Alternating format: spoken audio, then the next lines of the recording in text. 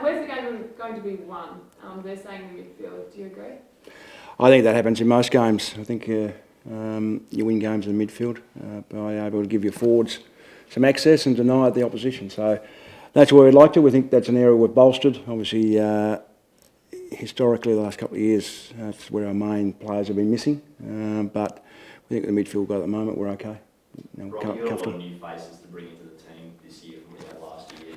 You're confident you've done enough over the pre-season to get the gel and to mix right straight away? Yeah, I think what I've seen in the JLT is heading in the right direction. I don't think you'll find that most teams probably after round 1, 2 or 3 have got some areas to work on. So I don't think it's going to be absolutely perfect, but I think the way the new guys have integrated with the players has been terrific. They've shown some leadership as well. They've all got a bit of form behind them, so I think they'll be okay. With the draftees, you've got 2 debutants. Is it just because you don't want any more than 2 first-year players as cost Brody? Is it a balancing? No, not really.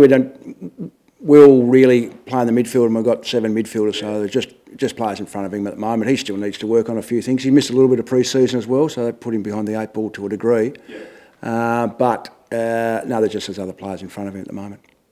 Rocket, I guess how much do you draw from, if anything, from that JLT win over the Lions about a month ago? Like, how much of that do you take into consideration? Oh, not a lot. Really, early JLT games are about giving players some games. Certainly, what we've worked on over the summer, saw some signs of that. I think we've built on that every game.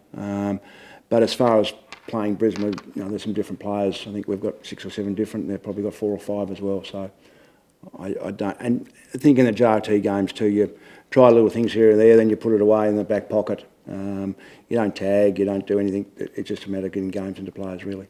Rocket, do you think this is the most talented list of players you've had while you've been at the SUNS? At the SUNS?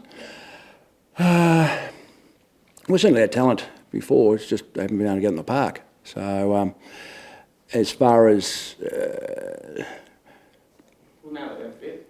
Sorry? Now that they're fit. Yeah, they're fit, yeah.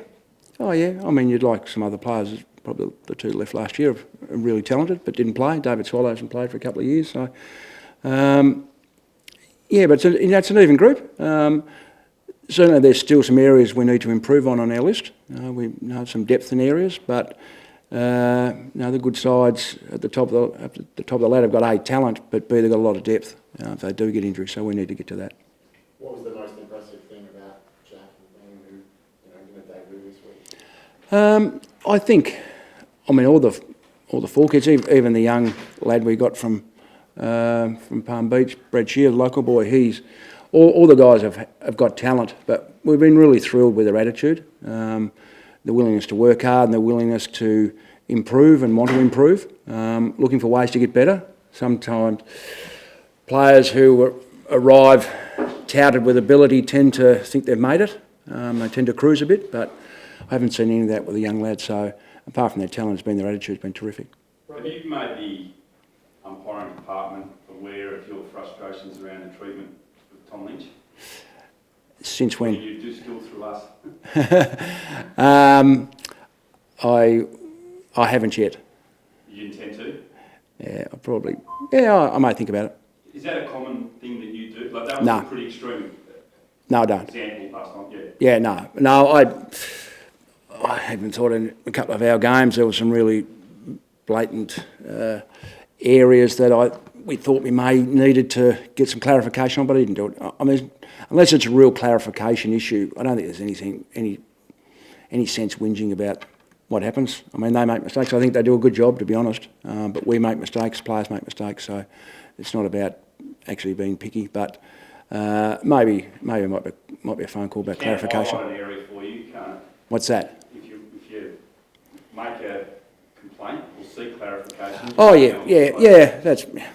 But also too, if you whinge and moan all the time, like players come and whinge and moan to me all the time about someone else. Well, you just actually turn off. So.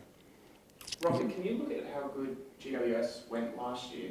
They have genuine premiership contenders, and sort of take a bit of that and apply to you guys, obviously a newer team. So does that give you guys some sort of a bit more confidence going forward, thinking maybe finals is a realistic? Oh, no, they don't look at GWS, what they've done, to be honest. Take anything out of that, because it's a different setup, different rules, a whole range of different issues. But really, we take out of what we've done over the summer, and now having just about a full list to pick from, we can head in the season with a bit of confidence. And I think there's a lot of teams that can challenge for finals. It's not a, you've read in the press, there's a lot of players talking their team's chances up. So in the last count, there was 14 think they can make the final. So we believe we're in that conversation, but it's just up to us to be able to perform on the weekends. So you think top eight's realistic goal for this season? Yeah, that's a realistic option. I think as long as we're in a conversation. People say that the pass mark for you is to be still in the conversation at round 18. Is that patronising? No, I don't think. Play to be in it at round 18, do you? No, but that's other people's opinions. So I don't think it's patronising. No, that's fine. That's people's opinion. I think it's good. I mean, we'd like to think that we're right in the conversation at round 22. But anyway, I think the thing too, you get too far ahead of yourself, and all the questions are going to be about finals. I know it's a cliche, and we all keep coming back to it, but there's no sense us thinking about round 5 or round 10 or round 22. It's about round 1, and then when that's over, we'll be thinking about round 2. The actual scoreboard will take care of itself. The Q Clash is kind of historically shown to be a bit more physical than most. Yep. With the two young fellas coming in, I guess if they can handle it on a Saturday, they can pretty much show they can handle it against most of them. Yeah, for sure. I think there's been a bit of rivalry built up, but sometimes it can be a bit of hot air as well. It's about putting your head over the ball, winning the footy. So that's what we're focused on, and focus on us. The way we go about it. So I know the showdowns and the derbies and probably the Q Clash, it's a bit of bragging rights within the town, but it's 4 points that we need to get. So whether that's against Hawthorn or Brisbane or against Geelong, doesn't matter. It's 4 points. That's what we're chasing. Just individually on both of them, why is Jack ready? Because of his talent and the way he's worked, and we think he's fit enough. What sort of talent though? What is he showing that made you want to put his name down for round 1? Well, I think if you're going to take kids in top 10, they've obviously got some talent. Most teams are playing their players. So I just his ability to make good decisions. Both of them are very competitive.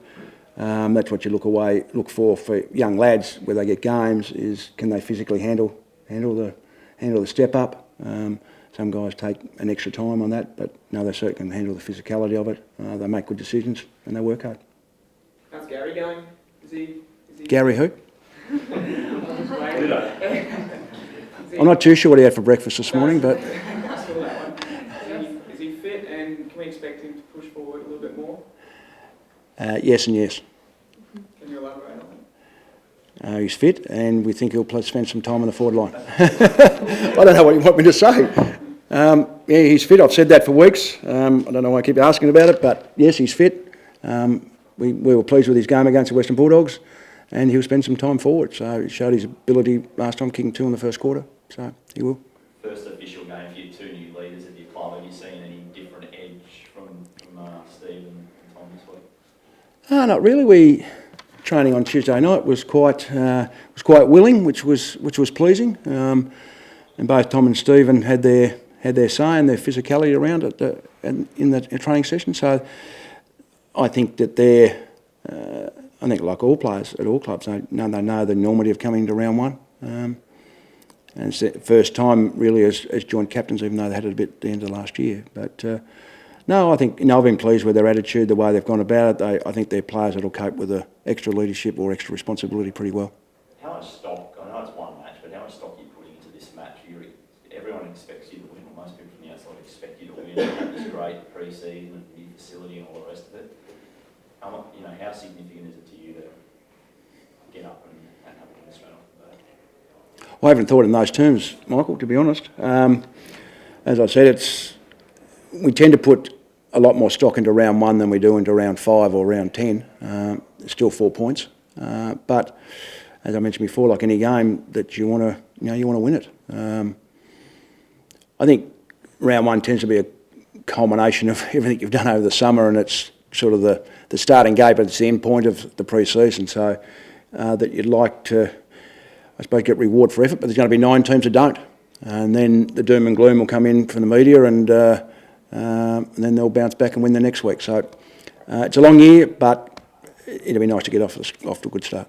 We saw last year in the derby that there was a bit of feeling between the two sides. Do you think that it'll be similar in this game? And do you think the derby's actually growing into something that you might see down Victoria or one of those other iconic? Well, I think the Queensland people are certainly getting behind it more. I think as crowds grow and both teams become more successful, which will happen in time. Obviously, both teams are very young. With the physicality, how do you tell that from one game to another? How do you can predict that? I wouldn't have thought so. I wouldn't have thought to be any more than any normal game. But if there is. Well, we'll deal with that.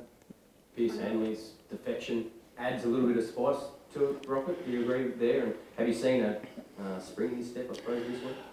It's interesting with that. It seems the more and more I get to know Pierce and what I hear, that he was a very popular person there. So I don't think there's going to be undue spice. I wouldn't have thought. He's a popular figure. He's a very humble sort of guy. Just goes about his job. Now they may target him, but I wouldn't have thought they would. But that's fine. Takes their focus off of what they need to do. I think he's very happy here. He's very comfortable. He's very respectful of Brisbane and the opportunity they gave him, and he's got a lot of good friends there. But I think, and he has mentioned that he's very keen to play. So he's looking forward to it. As you're saying, you're getting to know him better and better. Would he treat this game as a point to prove, other than any other that's against his old club? I spoke to him on Tuesday about that. He seems quite calm, to be honest. Having coached a lot of players that play against their old team, most of them get anxious in some way, and sometimes that boils over to over anxiousness and affects their performance. The conversation he's giving back is that he seems pretty calm about it. So I did say, listen, you don't need to prove, and he said, yeah, I know that. So I don't think that's in his mindset, which is good. Does it help that he already played them in a pre-season game? Yeah, I think that probably helps a bit. Probably helps. He's seen his mates and. Are you excited for the women's decider in the backyard? Are you watching? I think it's great for Queensland footy. I think it's terrific. It's certainly unfortunate for Brisbane it's not played at the Gabba, and obviously they had a great season and they deserve to play at home. But it's an opportunity for here, so that's good.